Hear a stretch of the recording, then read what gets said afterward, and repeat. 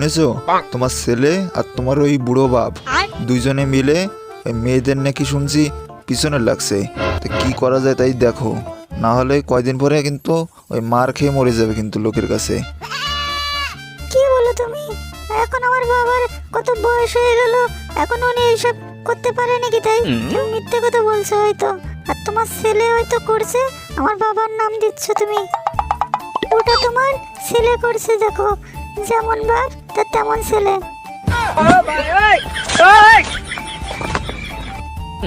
বাবা 100 টাকা দাও তো দেখি, আমার একটু দরকার আছে। 100 টাকার কি করবি? বিড়ি খাবি নাকি? খেলে সিগারেট খাবো, বিড়ি কেন খেতে যাব? শুনেছো শুনেছো গিন্নি, তোমার এই হতভাগা কি বলছে? বাবার সামনে বলছে বিড়ি খাবে, শুনেছো? আর তুমি কিছু বললে না। হ্যাঁ রে বাবু, তুই নাকি তোর দাদুর সাথে মিলে মেয়েদের পিছনে লাগছিস, তাই তোর বাবা এসে বলছে তোকে তো পাড়ার লোকে তোকে সবাই খারাপ বলবে। তুই এসব কি করছিস? না তো মা, আমি তো এসব কাজ কোনোদিনও করি না। আমি শুধু দাদুর সাথে একটু বাইরে বেরিয়েছিলাম ঘুরতে, তাছাড়া তো কিছু করিনি।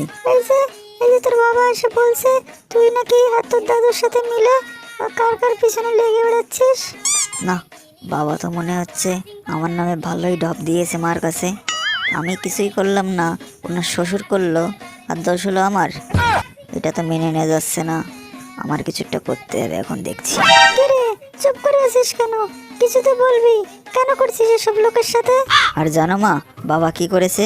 আগের দিন দেখলাম বাজারে গিয়ে ওই পচার মাকে গয়না, তারপরে কাপড়, এসব সব কিনে দিচ্ছে। কি তুমি তলায় তলায় এসব করছো আর আমি কিছুই জানি না? আর ছেলের নামে এসে বদনাম করছো, তাই আজকে তোমাকে দেখি কে বাঁচায়, তাই না? দেখে না না গিন্নি, তোমার ছেলে, তোমার ওই বদমাইশ ছেলে আমাকে ফাঁসানোর জন্য এইসব করছে। দেখো কি কি উল্টো পাল্টা বাবার নামে বলছে। হ্যাঁ রে পাগলা বেটা, তোকে কি আমি টাকা কম দেই? তুই আমার নামে এইসব বলছিস? তোর কত টাকা লাগবে শুধু আমাকে বল। 100 টাকা লাগবে তোর? না না, তুই আমার কাছ থেকে 500 টাকা নিয়ে যাবি, যা। বাবা তুমি আর কত ঢপ দেবে বলো তো মাকে? আগের দিন বিকালে তুমি কোথায় ছিলে বলবো সেই কথা আমি? এখন তো বললেই তো কি হবে জানি না আমি। এই কেলো করেছে রে, এবার মনে হচ্ছে আমার সব যাবে, মান সম্মান। এই জানলো কি করে আমার ছেলে কালকে কি করেছি? তার মানে আমাকে কি ফলো করে? তাই তো মনে হচ্ছে। এবার থেকে আর কোনো কিছু করা যাবে না, সাবধানে কাজ করতে হবে। ভগবান এবারের মতো রক্ষা করো, না হলে গিন্নি আমাকে মেরে পুরো তক্তা বানিয়ে দেবে।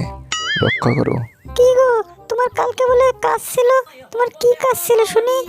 দেখি আমাকে বলো দেখি, এই ছেলে তোমার নামে যে কি বললো, এই সত্যি সব? না না গিন্নি, তোমার ছেলে আমাকে ফাঁসানোর জন্য একটা গভীর চক্রান্ত করছে, কিন্তু এটা একদমই সত্যি কথা।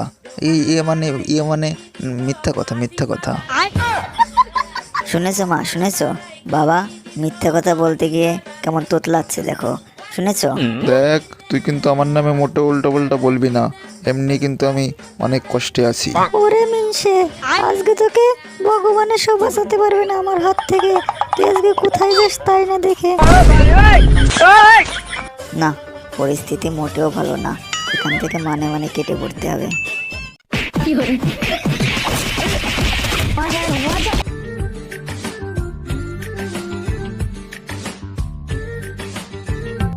আজ আমি মরে গেছি, কত বছর হয়ে গেল, আজ পর্যন্ত আমি উদ্ধারই হতে পারলাম না। আর এই বুড়ো বয়সে মরে গেলাম, আমাকে কেউ বিয়েও করলো না। আমার বিয়ে করার ইচ্ছেটা থেকেই গেল। না, ওইভাবে আর চলতে দেওয়া যায় না। আমি এখন সুন্দরীর একটা রূপ ধরে একটা ছেলেকে বিয়ে করতেই হবে, মানুষ জাতির সাথে।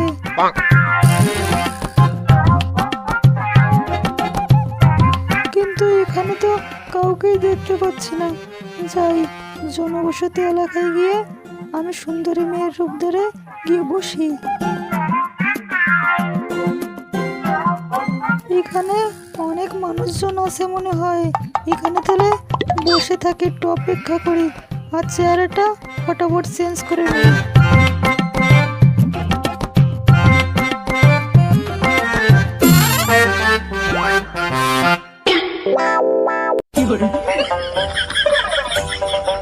আমাদের গ্রামে এত সুন্দর মেয়ে এসছে আর আমি জানি না, এটা তো হতে পারে না। আগে আমি পটাবো। এক্সকিউজ মি, আপনি কি আমাদের গ্রামে নতুন? দেখে তো তাই মনে হচ্ছে। আমি এবার ইংলিশ ছাড়া কথাই বলতে পারি না তো, তাই আর কি। বিয়ে মানে তোমাকে না আমার খুব পছন্দ হয়েছে। তুমি কি আমাকে বিয়ে করবে বলো? এ তো দেখছি মেঘনা চাইতেই জল। আমি বলতে গেলাম উল্টো আমাকেই বলে দিচ্ছে বিয়ে করবে। নিশ্চয়ই তো কিছু একটা আছে, আগে ভালো করে বুঝতে হবে, তারপরে পা দেবো ফাঁদে। হ্যাঁ হ্যাঁ, নিশ্চয়ই নিশ্চয়ই বিয়ে করব, কিন্তু আমি তো কোনো ইনকামই করি না। আর এই কথা যদি আমার বাবা জানে তাহলে তো আমাকে নির্ঘাত বাড়ি থেকে বার করে দেবে। আরে আমি থাকতে তোমার কোনো ভয় নেই, আমি আছি না। আমি থাকতে তোমাকে কোনো চাপই নিতে হবে না, আমি সব সামলে নেব। চলো আমরা ঘুরে আসি।